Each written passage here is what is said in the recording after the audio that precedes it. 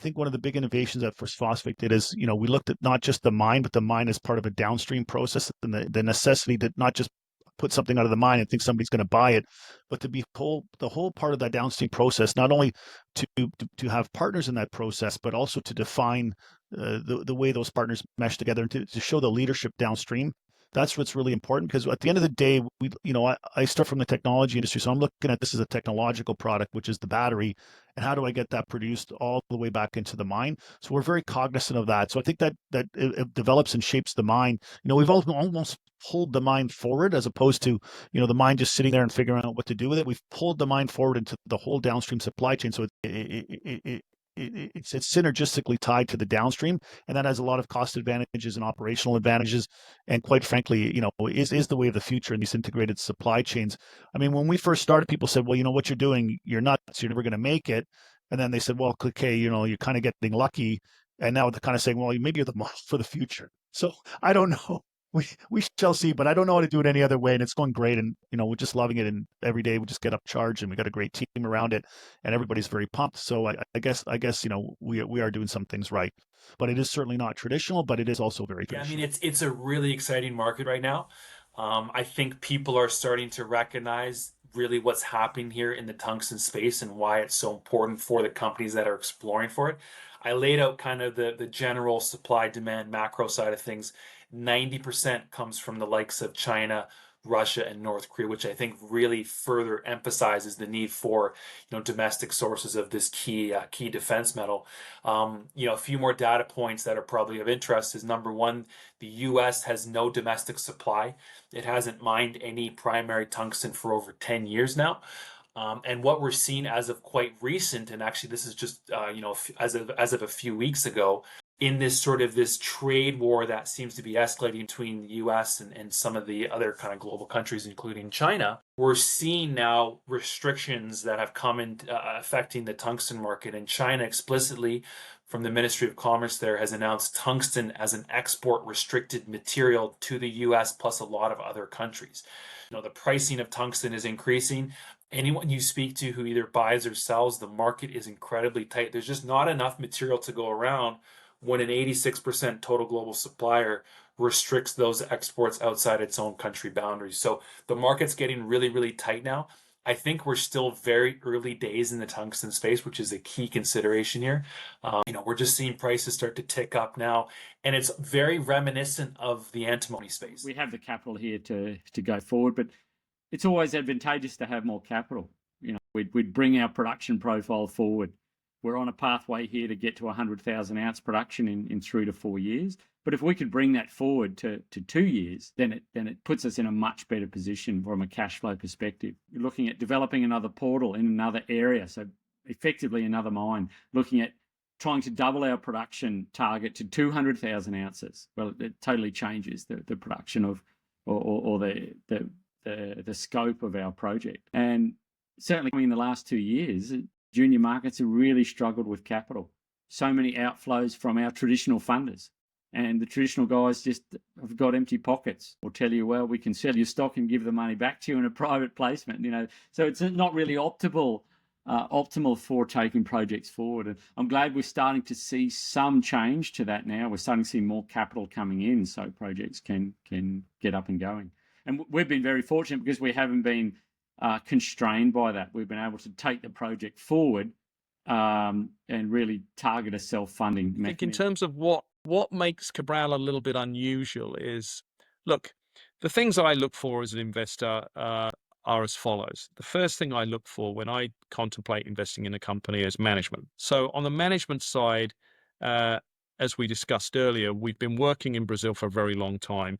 Our team has actually been involved in five major gold discoveries in Brazil over the last 20 years, including Tocantinzinho, which is now the third largest gold mine in Brazil. But, we already have almost 1.3 million ounces on the scorecard. We're targeting 5. This could be 10. It's definitely going to get a lot larger. The only question is, how much larger is it going to get? And the resource that I've just quoted you is now 2.5 years out of date. So it's almost certainly grown a significant amount since then, and it's going to continue to grow. So having an asset, I think, is very important, and it's something that we have. I think being right next door to a massive new gold mine is important too. As I said, we're right next door to Tocantinzinho. Being in a jurisdiction where you can work 12 months of the year, also very important. There's no hiatus in terms of seasonality to our exploration program. We've just had 2 rigs turning all the way through the rainy season. So there's continual news flow here. I think the other thing is, this enormous upside that we have, and the fact that there's 50 targets here. We've already got 2 significant deposits. We've got 3 new discoveries. This year will be an exciting year from a pure exploration drilling program. I think currently we've got 2 or 3 rigs operating. That's going to ramp up later in the year as we work through the construction period, complete that construction and move into operations, allowing for more room in camps to allow for more drilling operations to extend that exciting exploration. And then we'd be in a position very likely in the first half of next year of 26 to then put out an updated technical report to talk about what this would look like. But internally here, we're getting close to a position, aside from, as we work through this merger with Equinox, and we'll get to that. But aside from that, we were putting ourselves in a position such that we could have an internal study to our board, looking for funding to then start, additional detailed engineering and planning and putting capital down for long lead items, such that we could be in a position to start construction of that phase 2 even next year in 2026, fast tracking this approach to getting to 5 million tons, probably by full year or at least half year 2027. But pulling this forward from 29 to 27 and increasing the throughput, we believe has tremendous return for our shareholders and increasing metal production. It's the economic growth in general also brings more consumption of copper. So the progress in India and China will continue also to increase demand. Also digitization of the world, data centers, all the developments associated with digitization, artificial intelligence, will also bring more demand. Copper is fundamental there as well. So again, and this is very interesting for a small country like Chile, that by producing this commodity, you can really contribute significantly to the decarbonization of the world. So it's a big role to play, not only in terms of decreasing your own emissions as a member of the global community, but also to producing this element that is fundamental for this global effort. So again, as a Chilean and as a miner, super excited for what is in here for our country and for the. Remember that this is quite interesting. Chile doesn't have oil and gas, zero. We did significant exploration of oil and gas in the 20th century. And didn't find anything. Argentina had tons of it, Brazil tons of it, Peru tons of it, Chile had none, zero. But the 21st century has given us copper, which is a super exciting commodity for this future we're talking about. Also is a highly used. It's amazing that when you look into just how many walks of life this stuff is used.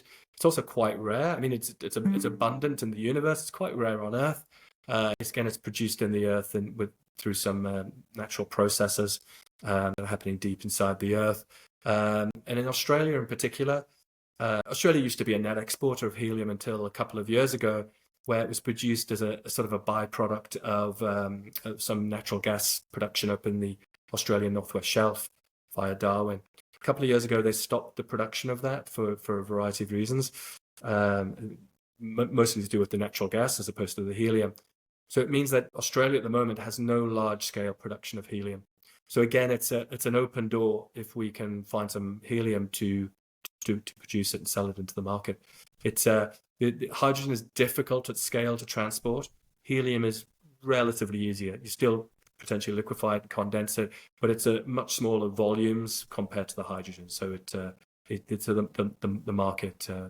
The market is there and growing. So yeah, I think we see huge potential, and we see that we're poised in the right place geologically, and also from that market side. It's something you can scratch from at the surface, very shallow, It's free dig. You basically just have to, basically it's shovel ready. You just have to excavate it, truck it to a wash plant, and then here you go. You have a concentrate. So we have that, and that's not so different, and that really created the advantage of DRC and Rwanda when they started this mining on the artisanal scale, and that's why you have so many artisanals mining it in DRC and Rwanda. So we have that potential here, but it's untouched. We don't have artisanal mining in Côte d'Ivoire, and all this has been preserved over the years. So we can start from scratch and do it properly, and also benefit from the simplicity of that low-hanging fruit. Now, on top of it, we have the long life that I mentioned earlier, which is the source rock. The pegmatites are there. We've discovered them. They're mineralized, and we know that all the surface material has been coming from there. So the fact that we have both differentiates us from, and that we don't have any artisanal mining and we can start from scratch and do it properly, allows us to tick quite a few boxes, both in terms of traceability, in terms of margins that we could generate early, and also the long life most buyers would want. They don't want to come and source for a few weeks or months in one place and then have to look for a different seller elsewhere. So surely if we want to attract them to Côte d'Ivoire's product, we need to show that we have a long life asset, and we have that as well.